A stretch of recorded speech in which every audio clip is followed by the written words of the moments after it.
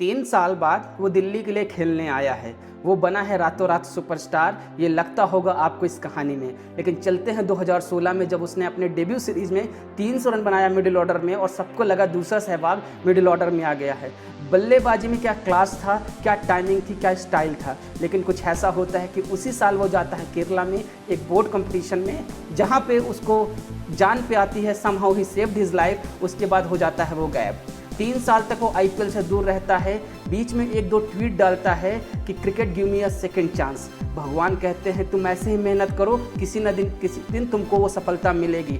Domestic में वो लगा रहता है और वो करता है सबसे अजीबो-गरीब कारनामे।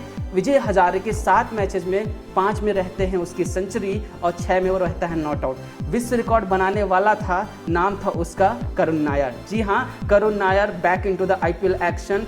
और जब उनका टूर्नामेंट में डीसी के लिए सिलेक्शन हुआ, जिस प्राइस पॉइंट पे उनको खरीदा गया, मुझे लगा ये तो बहुत बढ़िया गोल्ड स्टील किया है डीसी ने। और डीसी इसके लिए जाना जाता है कि दूसरे प्लेयर को वो इन्फ्लेट करता है दूसरे टीम के लिए और अंडरमाइन प्लेयर को अपने टीम में लाता है।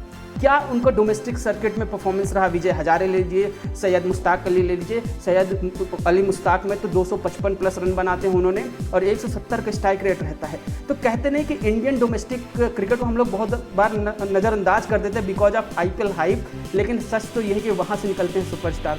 जिस हिसाब की उन्होंने बल्लेबाजी की, जरा देखिए जाके जसप्रीत बुमराह को जिस हिसाब से उन्होंने टैकल किया कि जसप्रीत बुमराह हंस भी नहीं पा रहे थे, रो भी नहीं पा रहे थे। और जो बंदा बॉलर इतना काम माइंड का है वो भी जाके भर गए करुण नायर से।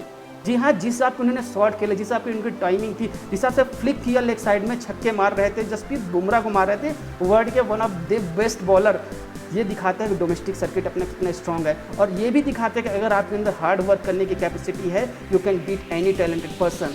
वही जो मैं बोलता आया हूँ कि अजिंक्य रहाणे को ले लीजिए, श्रेयस अय्यर को ले लीजिए, करुण नायर को लीजिए, दूसरे बल्लेबाज जो इंटरनेशनल में उतना अच्छा नहीं कर पा रहे थे, कहीं ना कहीं स्ट्रगल कर रहे थे, then back to the basics, domestic में गए और वहाँ जाके क्या बैटिंग करके आए हैं, क्या फील्डिंग करते हैं, क्या बॉलिंग करते हैं जो प्लेयर डोमेस्टिक में खेलते हैं। क्योंकि वहाँ पे कॉम्पिटिटिवनेस बहुत है। India is a country of 1.4 billion people, तो यहाँ पे टैलेंट की कमी नहीं, it just you need opportunity. और जब उन्होंने ट्वीट डाला था cricket give me a second chance, I don't think so इससे बढ़िया कोई फेरी टेल लिखी जा सकती है करुण नायर के लिए कि आते हैं डेब्यू मैच में क्या बल्लेबाजी की है। ऑलमोस्ट दिल्ली को जिता ही दिया था। तो this story for Karun Nair और होपफुली वो ऐसे फायर पावर दिखाते रहेंगे। एंड आई वॉज सरप्राइज कि वो प्लेइंग 11 में क्यों नहीं थे जब क्रिकेट शुरू हुआ है डीसी का, क्योंकि क्या बल्लेबाज है। और मुझे लगता है ये साल इनके लिए कमाल हो सकता है। He can now establish himself as a good batsman for IPL as well as domestic, and then we will believe truly cricket given him a chance. Now he need to